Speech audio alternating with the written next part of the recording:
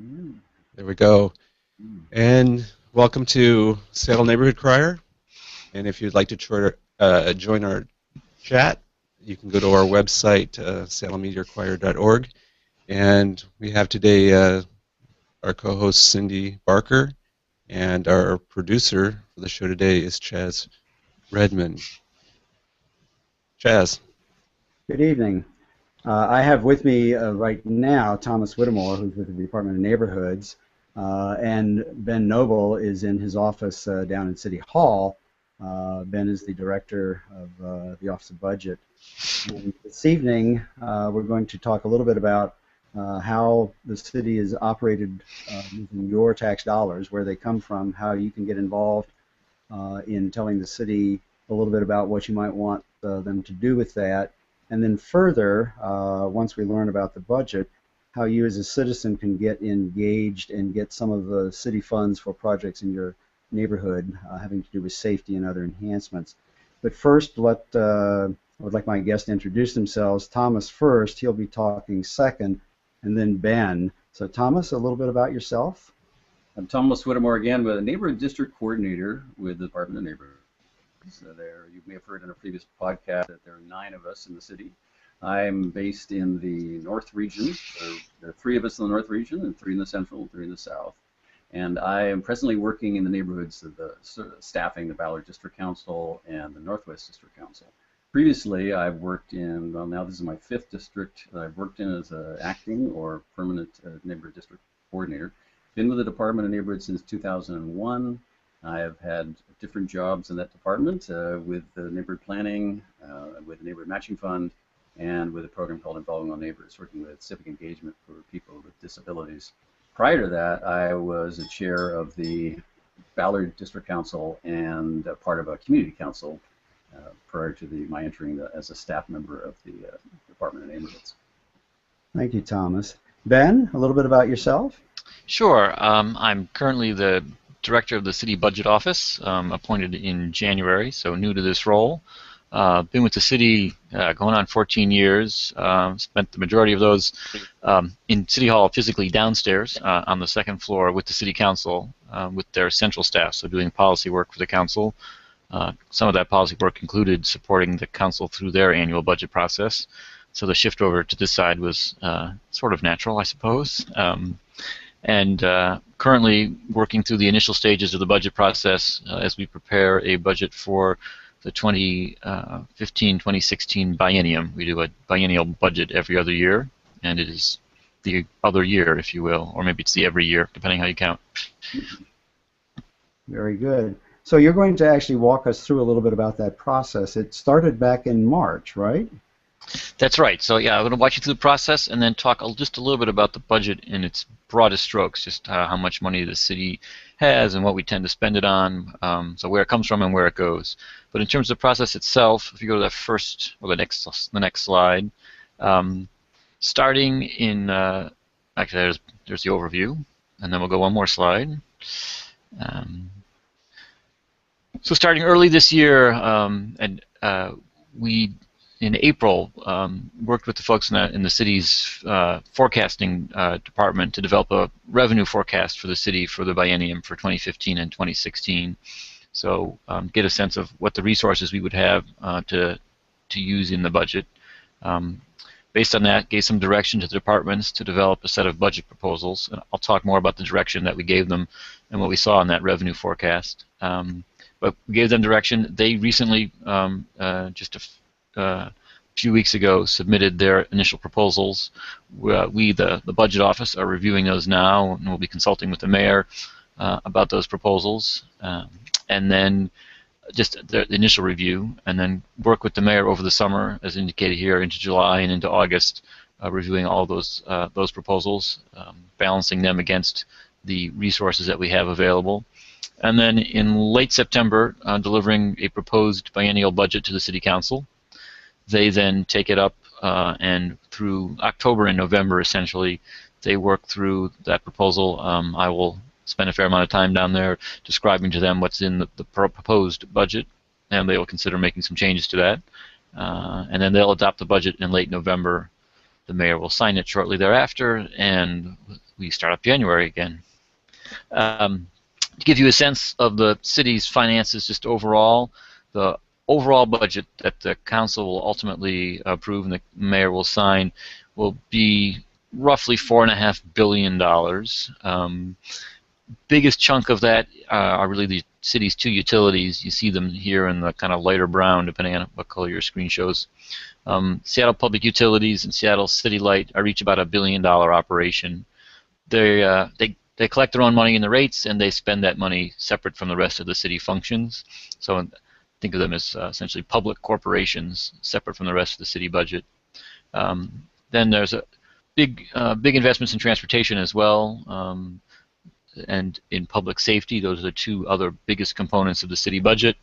Then make significant investments in parks and recreation, libraries. That's the blue piece there. Significant investments also in human services. Variety of those. We'll talk a little bit more about those. And then neighborhoods and development. That includes the Department of Planning and Development that helps regulate building and land use and the like.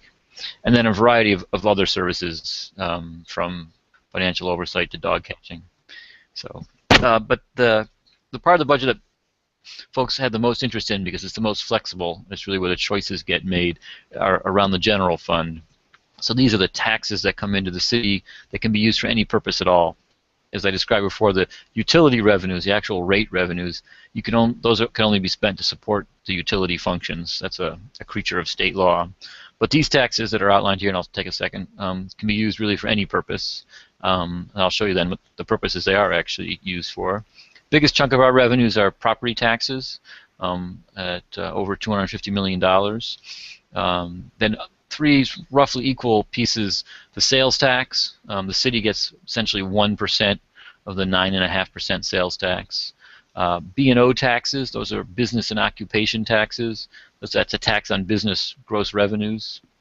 Then utility taxes, those are not the utility rates, but they're the taxes that are assessed on those services. That's both the private and the public parts of those, both the private and public utilities. And then a variety of other sources make up the remainder of the city's revenues. Ben, before you go on, could you answer one question? Of those tax sources, which are predominantly from individuals and which are predominantly from companies or organizations, or is there a distinction? Well, I can walk you through it. It's one of the. It's not always so clear, but let me talk about it. So property taxes, I'd have to go and look to see precisely how much of our property tax base in assessed value is residential versus commercial. But there's a substantial part of the property tax base that's commercial property. Downtown being the most obvious piece of it. So it's actually one of the advantages the city has relative to our smaller, more residential neighbors, if you will, other cities in the area. They do not have such a big commercial tax base. So I couldn't tell you the exact percentage, but there's a big chunk of the property tax that's coming from businesses, from commercially operated properties. Sales tax, that's mainly things that are sold to consumers. The businesses actually collect the tax and remit it to the city. But I think it's probably fair to describe that that's mainly being paid by consumers. Although there are a lot of business-to-business services. When a law firm goes and orders paper from Staples, we get some of that too. The business and occupation taxes, that's a tax on the gross revenue, so the total receipts, not the profits, of companies. So that one's directly on companies rather than individuals. We collect it from small businesses too, but there's an exemption for companies, for firms making less than $100,000. So your small kind of in-home operation, we're not collecting taxes from that. Utility taxes, again, you have to look and see how much utility. These are a percentage of the total utility revenues, the total utility rates. So the bigger part of utility rates is collected from residential rather than from commercial activities, but it's not entirely residential. I'd have to look and again get you a sense of the split. But I think that gives you some idea.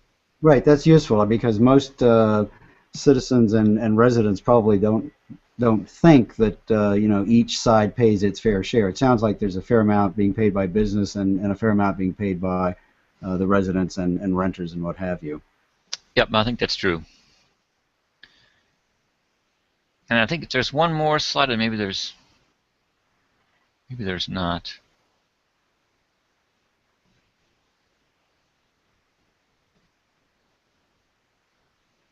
Nope. Okay. Well, we can shift real quick, and I can talk a little bit about where we find ourselves financially as we go into the biennium. That's the other PowerPoint.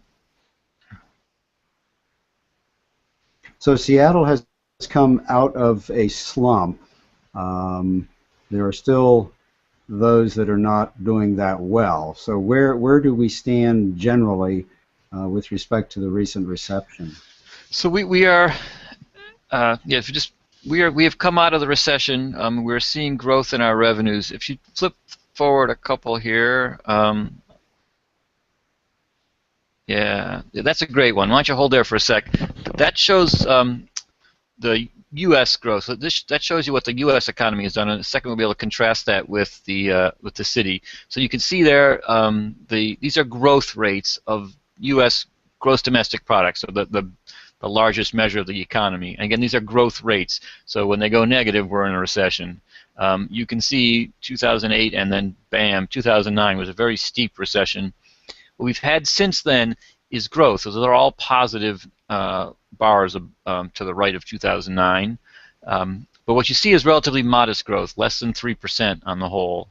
That is, if you look historically and across the world, typical of a recovery out of a recession that's caused by a financial crisis. But it's not typical of what we normally see in an expansion. When normally we'd see growth rates of 4, maybe even 5%. If you look to the right here, the red is what the national forecasters are showing for the U.S. economy, and they're basically showing more of the same. So these modest growth rates into the future. If you move down a couple more slides, you can take a look at the forecasts. Let me keep going. Another one, that one, right there. So this is a forecast. Well, it both shows you the history and then a forecast of regional employment. So there isn't really a measure of regional gross domestic product. The best proxy for the basic health of this local economy is really employment, measured other ways too. But that's if I had to pick the simplest measure, that would be it. And again, these are growth rates. So what you see when we go below the 0% line, so that 2009, 2010, that's the recession. Those are people getting laid off, a net loss of jobs to the economy. Then you see the recovery, 11, 12, 13. And again, what you see is this relatively slow recovery. We've definitely been experiencing growth in jobs. In particular, we're seeing growth in aerospace. So Boeing has been hiring, and in certain online retailers have been hiring. You can guess who those are. But if you look forward past, if you go back to that slide, if you look into 14, 15, and 16, what you see is, and those are the forecast numbers, and those are based on, there's a regional forecaster who we rely on, and then we vet those numbers. But what we're seeing is a slowing of growth, and that's because we don't really think that Boeing and online retailers and the like are going to keep up the rate at which they're hiring people. We're not laying people off. That's positive growth, but it's slow growth, and that portends relatively slow growth in city revenues, and that's the challenge we face. Just for the sake of time, I don't keep moving down. There's a chart, a set of numbers a little ways down. That's probably more detail than we need, though.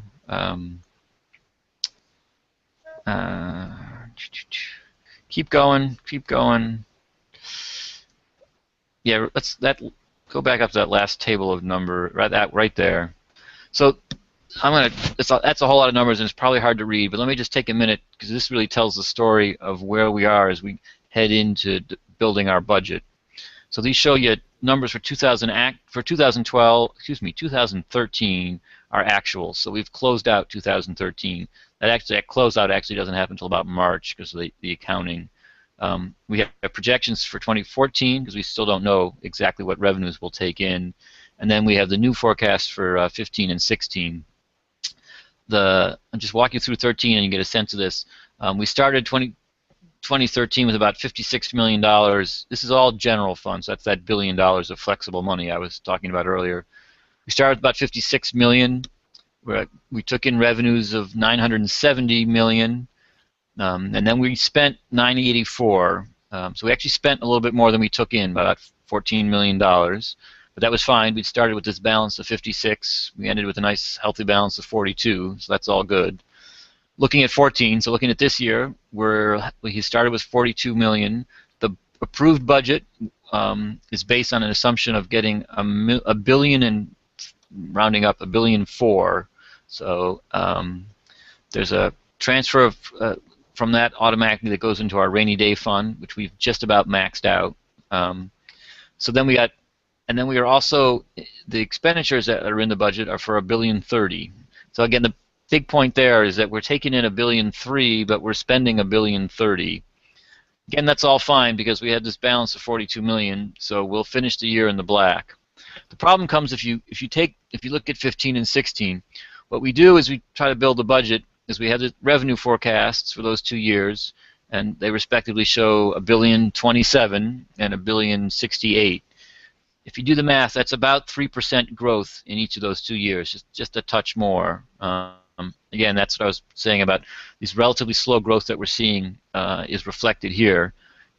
Unfortunately, what we see on the expenditure side, we project our expenditures going forward. We basically assume, hey, if we tried to do everything we are doing this year, what would it cost to do it next year, and what would it cost to do the year after?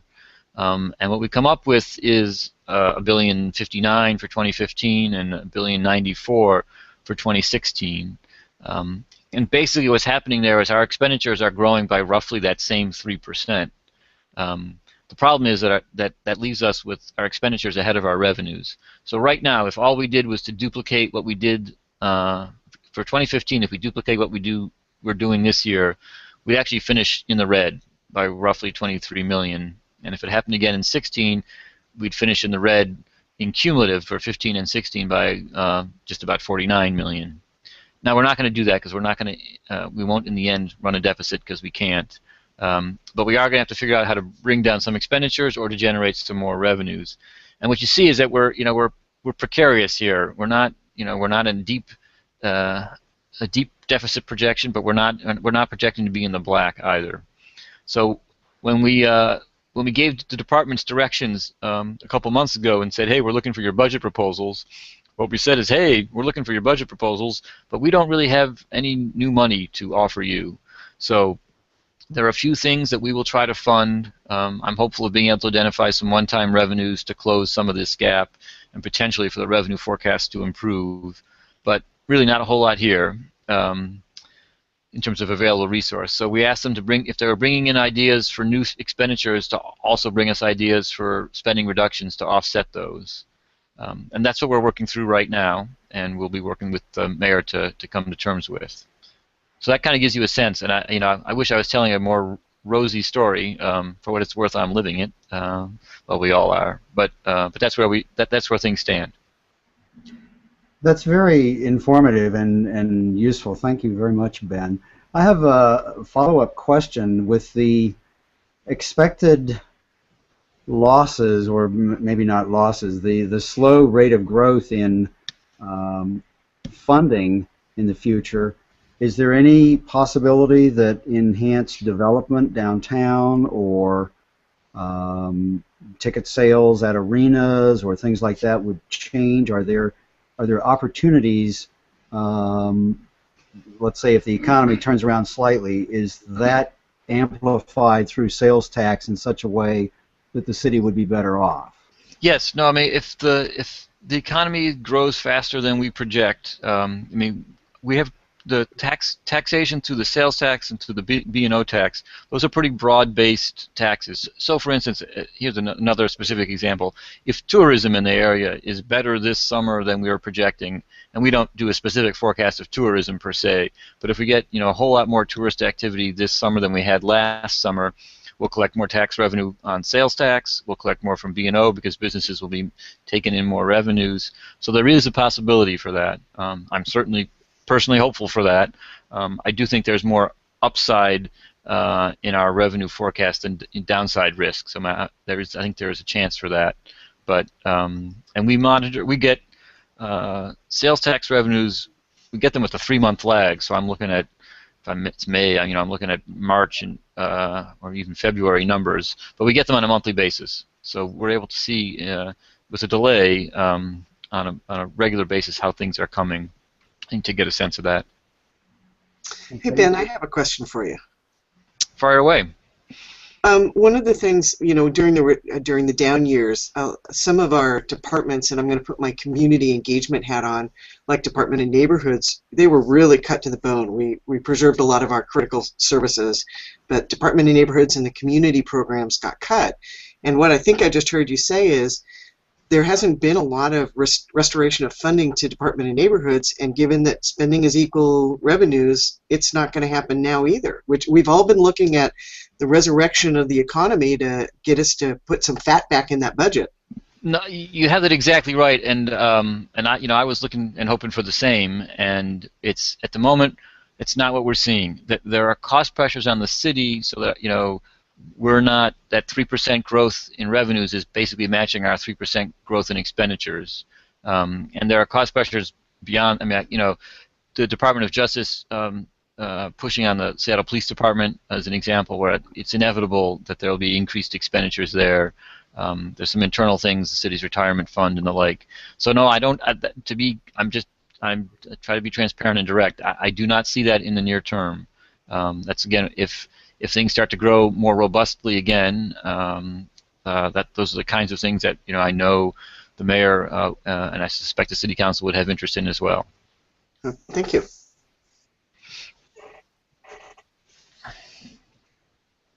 And Chaz, you're on mute there.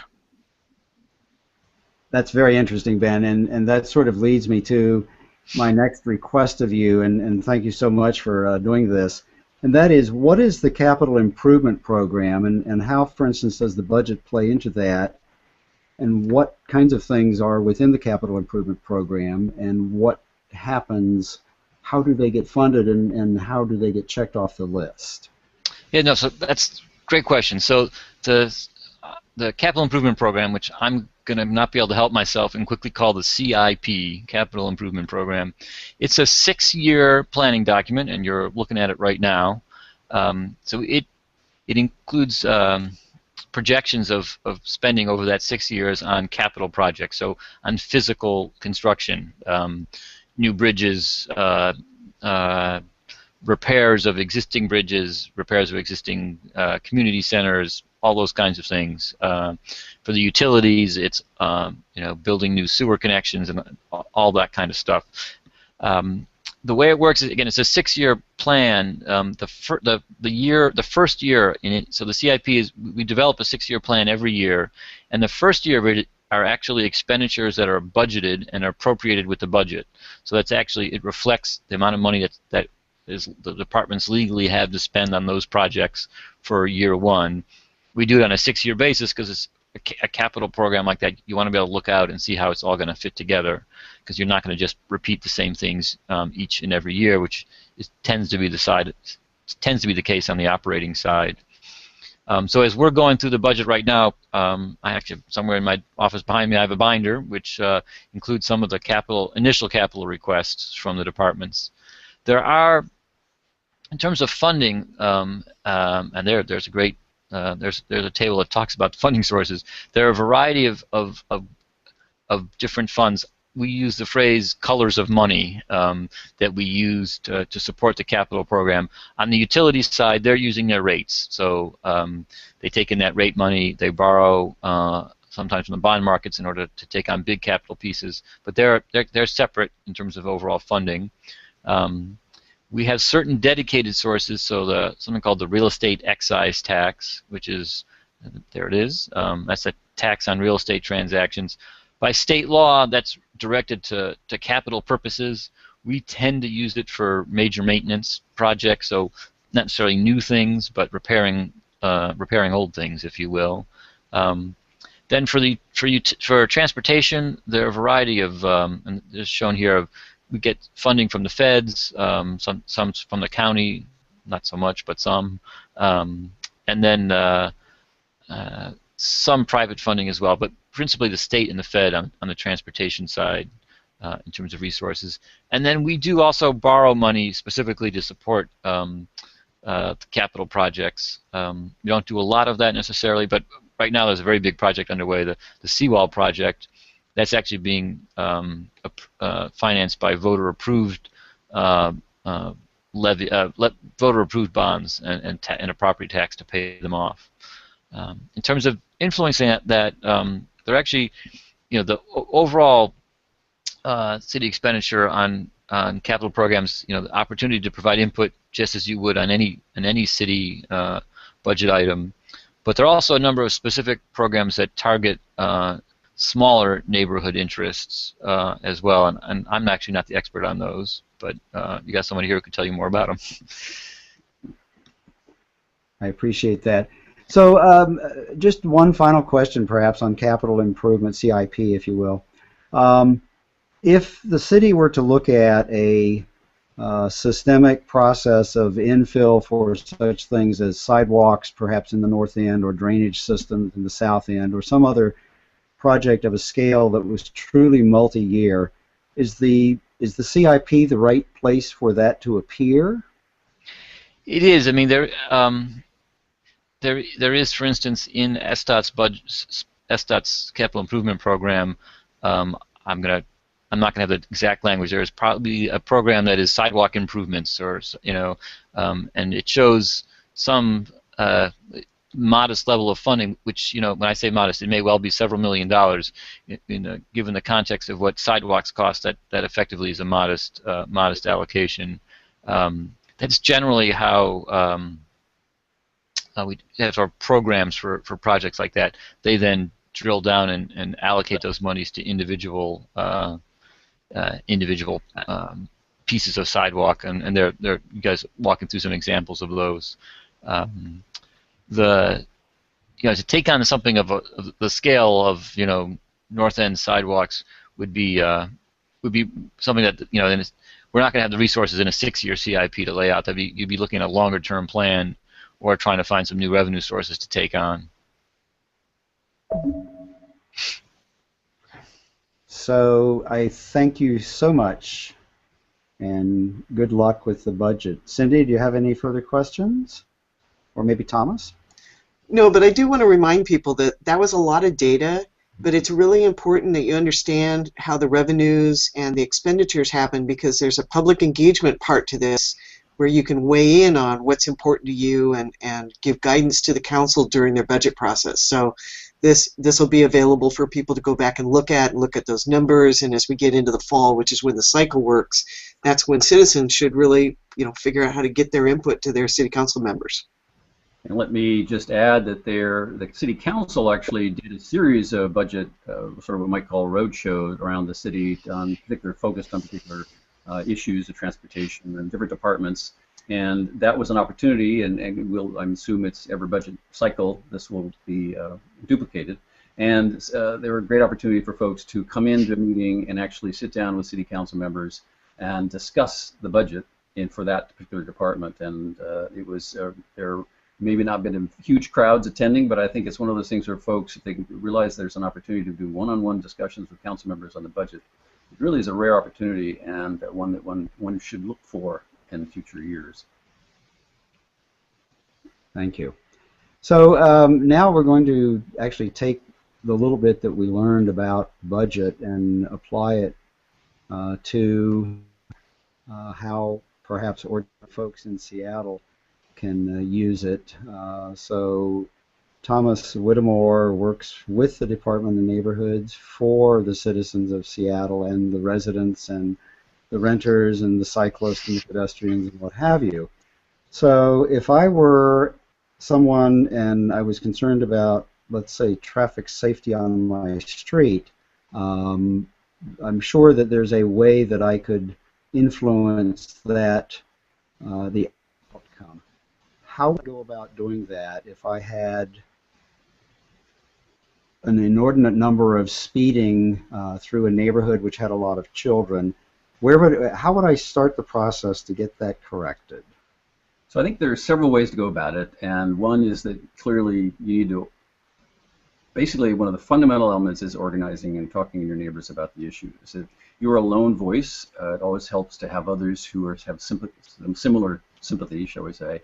And there are avenues by which you can actually determine how money may be allocated for remedying a traffic situation or and create traffic calming in your neighborhood.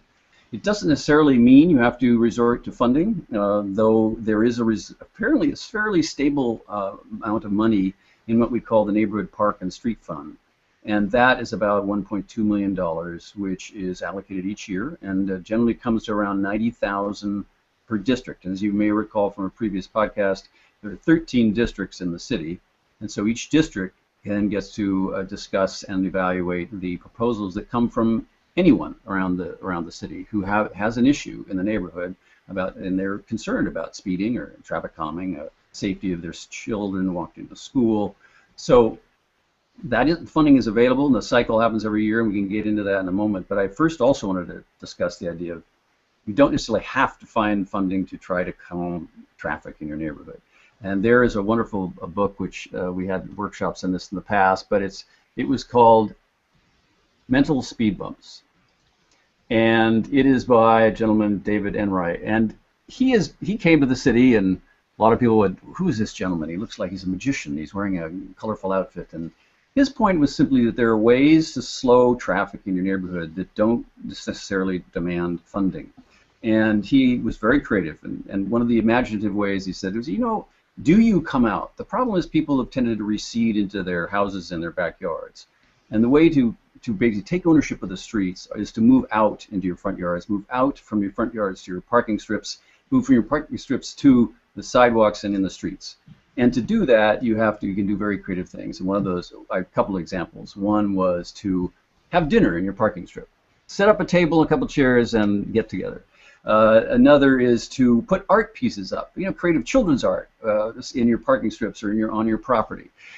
This is a way to get people, as they're driving through your neighborhood, to realize there are people who live here. This is not a direct route for me to cut through from point A to point B. There are people who live and play and there are children on the streets. And this is one way to pull people out, but it takes a little bit of organizing on part of the neighborhood because you have to do this together. And then he had various other techniques, but one of the funnier ones, interesting ones I thought is, how oftentimes somebody speeds through your neighborhood and you want to just shake your finger at that person. And he said, no, don't do that. Wave at them, because that creates a narrative in their head. They're realizing, do I know that person? Did I just speed past their house? So there are innovative ways of thinking about how you can change the sort of the situation and define the situation, so the driver is a part of the narrative and becomes directly involved. Now, that's just one way to enter the idea, start participating and pulling your neighbors together. For this particular fund, which we pulled up as the Neighborhood Traffic Calming Program, it's part of the, well, we'll get back to the street fund, basically, sorry, but I wanted to first go into that, just say that the cycle pretty much starts in sort of late in the year, where anybody can put in an application for a suggestion for a project. The projects then go down, and pretty much deadline usually is sort of February. The projects are vetted by the Department of Transportation, by the parks. Since this can be either or, it can be improvement in a park or it can be improvement in your streets and pedestrian various ways of getting to and fro through your neighborhood. So whether you're a pedestrian, a bicyclist, or a person in a wheelchair or in a car. But this funding source, you send in your project idea. It's vetted. If it seems it's reasonable and can be, it's not excessive in cost, it'll come out to the district councils, and the district councils then review the applications and they prioritize. They look at the top 3, send those down for cost analysis. They then come back to the district council. District council then prioritizes because they only have, as you recall, $90,000 approximately per district. So depending on the costs of each project, they need to figure out which is their dearest, most interesting, and which might come in second if there's sufficient fund. Sometimes both projects are three. You might have 3 projects that come in under 90,000. And sometimes there sort of can be a little bit more, a little bit less, depending on the district and the projects that year.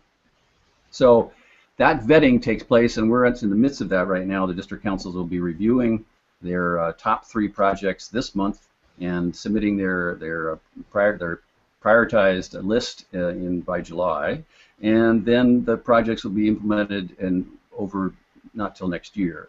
But as I say, every year though there's a round, so you have an opportunity, and as I say, anybody can submit. But one of the things that helps in thinking about a project for your neighborhood is to go through on the page that we go back to the 2014 Neighborhood Park and Street Fund page. There's a fact sheet and an application there. The application is for 2014, so you're going to wait on that. But the other thing to think about when you've got issues where you want to have a crossing improvement or crosswalks, curb ramps, pedestrian countdown signals, traffic calming, go to this list of approximate project costs. And that'll give you an idea of actually what it would cost your neighborhood, or not your, but well, as taxpayer, but the city, to implement an idea that you might have, so that you can think about when your costs, if you have sidewalks have now gotten to the point where they truly, unless it's just fixing it, repairing something, they're excessively expensive, and they don't really fit in the neighborhood park and street fund in those applications now. We'll talk about another fund, which under the Bridging the Gap, but in this case, it's sort of looking at smaller projects within your neighborhood. Now, if you come and you think, I really want to slow traffic down, can I get an application in? You can, but if it's one of those traffic calming devices, which like whether chicanes or you want to put in other devices that could be curb bulbs, it could be, so it might be a speed bump. You are basically required to be a part, to take, shall we say, a traffic calming class and participate in a sort of a series of projects in your neighborhood which allow you to assess the actual speeds in the neighborhood and the frequency of traffic, and then that can be used by the Department of Transportation to determine, what sort of level of calming you need in your neighborhood. So they'll work with you on that. So you don't have to. You're not going blindly into this. This is something that they've done this before in many neighborhoods. So it may be that all you need is maybe one speed bump, slow people down. It may mean that you need to narrow and do what they call a sort of a road diet or channelization. You need to know the streets are too wide. You might need a traffic circle. But the traffic circle you can actually apply for independent of necessarily the traffic calming program, and that's sort of the workshops you have to go through. But there's another one which is innovative and also lower cost, is something that came out of Portland, the city repair program and traffic intersection repair. That concept is that you actually paint something in your intersection, and a lot of people felt that isn't really traffic calming per se, but it does pull the neighborhood together. It does get people to notice. When I talked about that narrative, the art is that people realize that they're traveling through a neighborhood, that neighborhoods have clearly put a lot of effort into, shall we say, taking back the street. That's the sort of way of putting it. But we have several of those in the city, and those you can fund through then the Neighborhood Park and Street Fund, but you can also use another source, which is the Neighborhood Matching Fund. And you probably, if you've been tuning into these podcasts, are aware of the Neighborhood Matching Fund. But just to reiterate, there's something called Small Sparks, which is up to $1,000, and there's a Small and Simple up to $25,000. Depending on your project, you may or may not be able to do a traffic sort of a painted intersection for $1,000. But it is I've been told in the past, it's one of the better ways of trying to organize a neighborhood. There's some steps. You have to get permission from a person who resides in every corner, and then people in each direction. A certain percentage of your neighbors have to say, let's go for it, and approve the idea, and then you all get together and talk about what the art will look like. But it's very imaginative and can sort of actually impact traffic for sure, and that's sort of gets to maybe the difficulty may be trying to decide what design you're all going to work with, but it's been something if you maintain it, it's a marvelous sort of addition to a neighborhood. But if we get back to some of the things you might also, these other devices, once you've been through traffic calming and the Department of Transportation has determined, yes, you actually do have a high speed rate here. You do, probably we need to find some solution for you. Then there may be that you'll do, one of the requirements is I should have stepped back a bit and say they'll give you a speed gun to test speeds. They'll write letters to people who are speeding in your neighborhood. If that doesn't slow things down, then you might get a machine which will actually, have you seen probably on some arterials, that just gives you your speed as you're moving along, and it tends to slow people down. If that doesn't work, again, there are various steps to make sure that that isn't impacting people, and there's still people speeding in their neighborhood. Then we're getting into some construction, perhaps, and it's not immediate, as I say. You have to work through this process. Now, traffic circles can be achieved in several different ways. Traffic circles, you can go through the matching fund, but they have gotten up to about $25,000 to $30,000 for a traffic circle. And oftentimes, if you again manage to listen to Lois Mogg from the Department of Neighborhoods, it is a matching fund, and so there are not many ways you can match with volunteer hours in developing a traffic circle. The one thing you can develop is, as we see in the picture, that you can put in time doing plantings. But in terms of hours, and that doesn't really measure up to the cost of potentially a project like a traffic circle, which is might be thousands of dollars. And I would say, from a point of view across the city, there are many neighborhoods who could never afford that. This is, though it is an avenue for folks, they don't have the cash for that, so that sort of match. So the other, they say, the avenue would be to see, you may have, and as the Department of Transportation assessed, did you have legitimate reasons to be on a priority list for a traffic circle?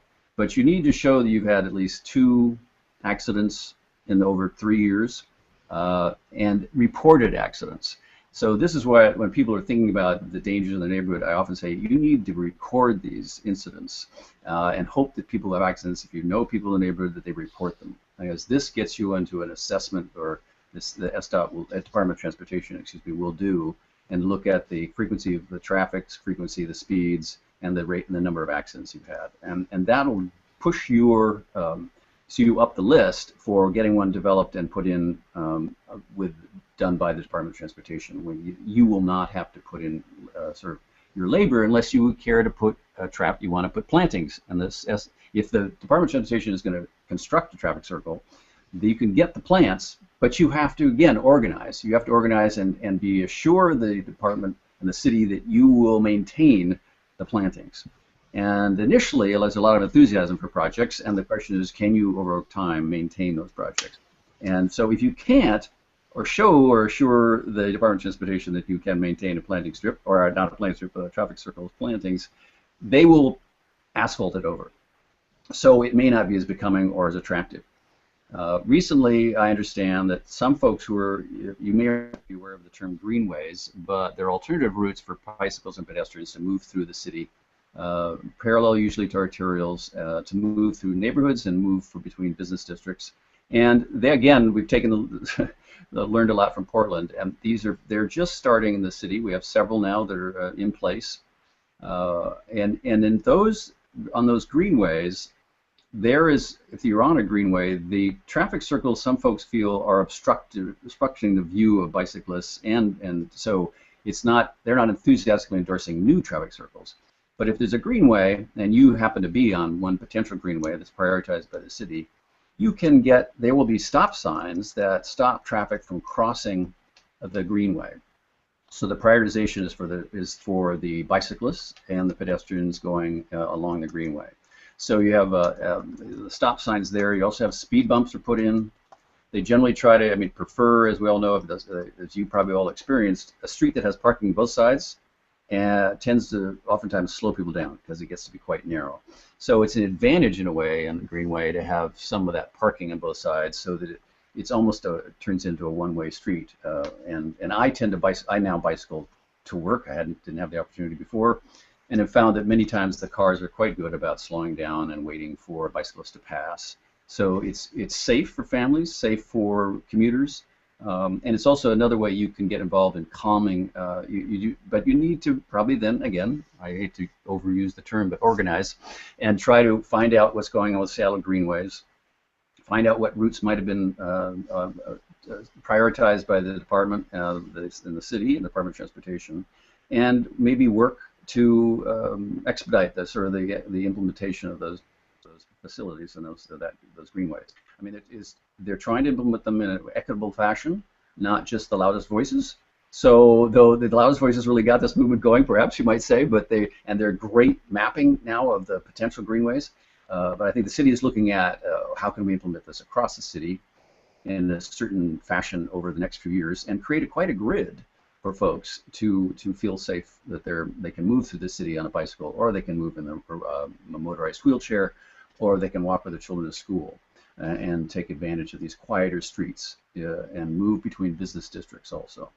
So Thomas, I've got a question, and that is, if I were, let's say I lived in an area like Arbor Heights, which has a very low degree of representation at the city level, if you will, or maybe Bitter Lake, way off to the left, off 8th Avenue Northwest, or something like that. What would be, where would I first go, and how would I hook up with these organizations? Where would I find such access, if you will? Well, I would say that folks are welcome to call district coordinators if you want to find out in your is there a community council? Is there a community association? Is there a district council that meets once a month in my district that I could drop in on? And everybody's welcome to district councils. District council meetings are made up of members from representatives of organizations throughout the district. They can be business organizations and residential associations. Also, sometimes there can be nonprofits who are members. But if you want to know who's active in my neighborhood, we can help with that. I mean, it certainly is great to chat with your neighbors, and that's your primary, I think, goal for anybody who's new to organizing is to get to know your neighbors and find out what networks they are a part of already. And so you can find out through, and you could also use, there may be already a Google group, there may be, or a Facebook group, there may be you may have not heard of Nextdoor. Nextdoor is a system by which neighborhoods can communicate, folks in a particular boundary, their boundaries are set up by the organization that set up Nextdoor, but in that boundary, within that boundary, you can talk to neighbors, and you can that's another way of organizing. But for me, that's one recourse that people can go to is they say, block parties, gatherings, great way to informally gather, but also take advantage of the fact that this is the first step towards trying to create a network of folks that can take action. And you've heard, again, in the previous podcast about Night Out, and you can apply this month for a Small Sparks to fund your night out activity. But you can actually apply for Small Sparks for any small gathering and activity as long as there are at least three people or so who have formed a group and want to apply. So the advantage that sometimes you have of getting funding for a block party that's not on Night Out is that you may decide you could do it on a weekend when more people might attend and you have a more full day of activities. But it is an opportunity there to get to know each other. One of the things in the Small Sparks, there would have to be some sense that you as an organizer were going to create that network. It's not just a party. It's you're going to sense that you have a network to build community. So this is a really simple technique, but it's there you can form an informal group and then join a more formal group if you care to, or establish a new group yourself. I mean, the city does not tell neighborhoods who that they have to be that particular district or that neighborhood. The districts have boundaries, but within districts, communities form their own neighborhood groups, and their lines are their own. They determine that. So we even have cases where somebody might claim to represent a neighborhood, but other neighbors go, well, no, they don't. So there may be overlapping neighborhood groups and associations. It's fine as long as you can work things out amongst yourselves about what your interests are and why you have separate groups. You will be asked probably why, if you want to join a district council, or if a city council member is wondering why are there two people representing two different names in the same neighborhood. But that's unusual. Most cases, sometimes there's splits in neighborhoods because of different issues. But there are also the other groups that I failed to mention, but they're not geographic based, and they're communities of interest. Those groups also can join district councils. An example might be Seattle, a Greenways group, or it could be somebody like a groundswell group, environmental groups, a sustainability group. A lot of those groups may or may not have joined a district council, but they are significant in your neighborhood, and they might help you if you're trying to organize some way of sort of latching on and getting to know those groups and finding support from them to build your group in your neighborhood. That's excellent. So the other thing that you might point out is that city staff very often appear at neighborhood festivals. And so if you just attend a neighborhood festival, and just walk around. You'll run into somebody from City Light, you'll run into somebody from SPU, you'll run into somebody from Department of Neighborhoods, or maybe the mayor's office. So those are good places to also ask questions. A good example is the Maple Leaf Cream Social every year. There's usually booths for various departments. So I've had some great interaction with folks and who come up during those events. And but also I should point out that as neighborhood district coordinators, we are very mobile. So we go to places so that we can meet with folks, but we have laptops and iPhones for hotspots, and so that we're much more mobile than we used to be, so that we can come out to gatherings and provide information and direct access to, if somebody wanted to figure out how do you do the matching fund, we can actually show you on the computer and a laptop and say, well, this is where you go first. Then you're on your own from there with the help of the neighborhood matching fund project manager. Though some of us as district coordinators have experience with matching fund. I used to actually run the Small Sparks program when it was part of Involving All Neighbors. But so all coordinators have familiarity with Small Sparks directly. So you can always talk to them too about trying to get something started. That's excellent. Cindy, do you have any further questions? We've covered an awful lot this evening involving. Covered an awful lot. Yep. And it was a lot of good data, and it actually plays off, a lot of that involvement. How our focus is not just Civics 101 or community engagement, but the block watch, the emergency preparedness. Those are communities of interest too, and so all those circles tend to lap around each other. So just by getting out and talking to someone, you find ways to plug into the larger community. And I try to one point I try to make in all these organizations, the critical factor, and it is true even in our job, is building trust amongst your connections, whether it be a community of interest or your neighbors, because that's the fundamental tool. Much as they say, emergency preparedness is very important to have various tools, and one of them, but for me, one of the critical ones is that building of trust. And that does take some time. Building relationships is tougher for some than others, but it's critical, I think, for the organizing fundamentals is you can do that. Thanks. Jet, you have any final updates on the rest of the activities in the week, emergency hub tests or anything like that? Well, what I have, I found on the blogs was on June 24th, you can weigh in on key direction of the Seattle Comprehensive Plan. Much of the comprehensive plan is already headed in the right direction, but some changes are needed. And this is at the Seattle Center on June 24th. And check that out. There'll be a link on the show notes, and there'll be everything we covered here will be on the show notes, links to that. Okay, another one is Paint Out Graffiti this July and August, and that's through the Department of Transportation, and they give out free rollers, brushes, gloves, and scrapers, so you can get rid of the graffiti, which is really important. I want to add that on the calendar that we learned about from Lois in one of the prior shows, which is hosted by the Department of Neighborhoods, we also saw on there they have the deadlines for all those grant applications. So that's a handy place to go when you're going, I'm thinking about doing one of those traffic circles, and when's the deadline coming up? Because you want to have a good running head start on doing the paperwork for one of those. Excellent. Well, I would like to thank Thomas Whittemore and Ben Noble for this evening. Very illuminating, and again, all of this information is on the city's websites. Thank you, guys. Thanks for inviting me. Thank you. And you can get past podcasts at our website, seattleneighborhoodcrier.org. And we have a feedback page there. Please give some feedback. If you're interested in being one of the show planners, please send a feedback request in and let us know that you're interested. We are looking for a couple more people. All right, thank you, everybody. Excellent. Good night.